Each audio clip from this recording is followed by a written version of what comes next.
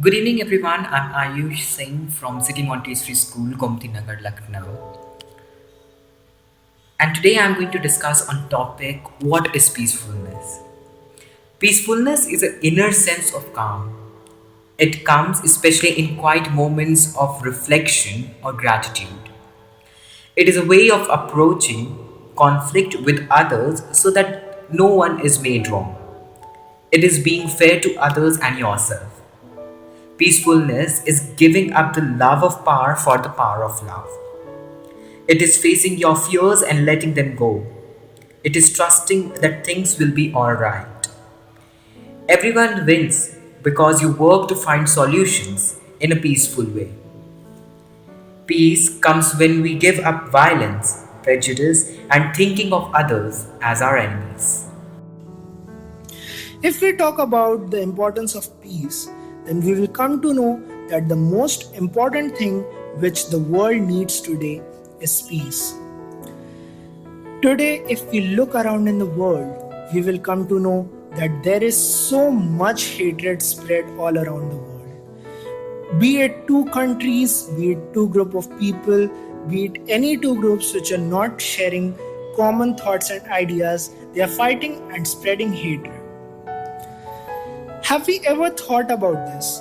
That how any argument, any problem can be solved by peaceful talks and thoughts and ideas? No, because today we are filled with anger our own selves. Today we have gone so deep into our professions, into our professional lives that we have forgotten that peace also exists in the world today. And that's why the moral satisfaction is the most scarce thing that is there in the world today. Very less people are there who are connected to the morals, values, and moral ideas of God. And that is the reason that only those people are there who are having peace in their heart and soul. Always remember in your life that if you're not having peace in your heart and soul, you are not happy. You can pretend in front of your friends, you can pretend in front of your family that you are happy and you are absolutely having a peaceful life, but you are not. Because peace plays a very great and very important role in our life, in building the happiness of our life. If we think about peace very deeply, then it is nothing but the satisfaction of life. If we come to know that what all the holy teachings of God tries to teach us, then we will understand what truly peace is.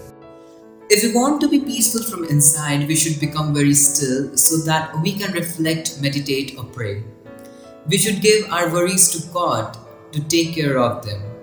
When we do this every day, we become more and more peaceful. In the same way, if we work for society by doing peaceful service projects and guiding our junior youths in peaceful way by telling them horrors of war, definitely they will work for it and bring a glorious change in the future. But how to be a peacemaker? To be a peacemaker means we must seek to be delivered from self interest and not look at everything in terms of how it affects us. Instead, we must be concerned about the glory of God and how we can best promote that glory in situations of conflict. We can ask our junior youths to use peaceful languages instead of using abusive languages filled with hateful words. We can ask them to stop backbiting and tell them that backbiting may occur as a form of release after a confrontation. Because by insulting the opposing person, the backbiter diminishes them and by doing so, restores their own self esteem. We can also ask them to stop criticizing and use moderate languages even when they are angry. We should teach them that they should not harm anyone. They should avoid hitting and other kind of violence acts. We should keep in our mind and also teach our junior youths that when we practice peacefulness, if we have any disagreement with anyone, instead of attacking and doing act of violence, we can look for peaceful solutions by teaching junior youths and guiding them about peacefulness, as there are a lot of ideas to solve any problem that can be solved. Violence never solves anything.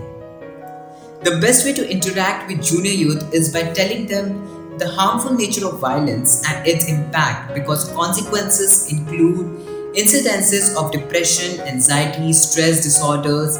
The person who hurts us, we should forgive them right away, because forgiveness is for our own growth and happiness. When we hold on to hurt, pain, resentment, and anger, it harms us far more than it harms the offender.